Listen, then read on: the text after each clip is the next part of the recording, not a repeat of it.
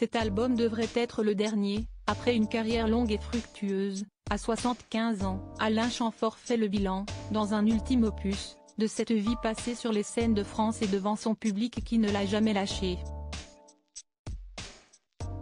Plus reconnaissant que nostalgique, le chanteur s'est confié au Figaro ce mardi 19 mars. Et semble avoir du mal avec ses confrères mécontents du temps qui passe. À l'aube de la sortie de l'Impermanence, son prochain, et dernier, album studio, Alain Chamfort est un homme serein, à 75 ans, qu'il vient de fêter au début du mois de mars. Le chanteur fait un bilan sur une carrière longue, puisqu'il a commencé la musique à 16 ans, mais fructueuse. Un bilan sans vraiment de nostalgie, comme il l'a confié au Figaro, puisque sa vie a été à l'image de ce qu'il attendait. Je suis heureux d'avoir pu traverser toutes ces années avec indépendance. Économiquement, je n'ai jamais été particulièrement rentable, ce qui m'a fait occuper une place assez fragile.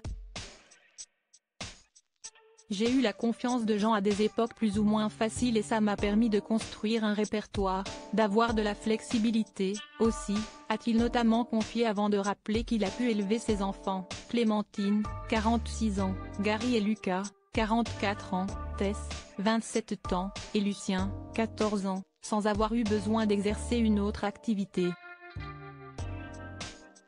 Et d'ailleurs, rien ne semble l'énerver plus que d'entendre certains de ses collègues râler, quand je vois Alain Delon ou Michel Sardou qui se plaignent et râlent que c'était mieux avant alors qu'ils ont eu des vies magnifiques. Grogne-t-il dans la même interview à propos du chanteur qui vient de finir sa tournée et de l'acteur, actuellement au cœur d'une bataille judiciaire de ses enfants. Une carrière bien entourée, un léger tacle qui correspond bien au flegme du chanteur, surnommé le dandy depuis le début de sa carrière. Commencé avec un autre dandy de la chanson française, d'ailleurs, Jacques Dutronc, connu lorsqu'il n'avait que 17 ans et qu'il avait entraîné dans une première tournée l'année suivante. À l'époque, le chanteur n'avait pas encore connu le succès, notamment avec Manureva, son plus grand tube. Mais scène approchait, grâce à ses rencontres avec des paroliers de talent, dont Serge Gainsbourg. Ou son ami Jacques Duval, rencontré dans les années 80 grâce à Lio, qui a partagé sa vie alors que sa femme était enceinte de jumeaux. Et à qui il voulait absolument rendre hommage dans ce dernier opus. Je suis toujours très proche de lui, mais je voulais respecter le fait qu'il a pris de la distance avec l'écriture. Ça me fait plaisir que Jacques soit présent sur cet album, a-t-il confié au Figaro.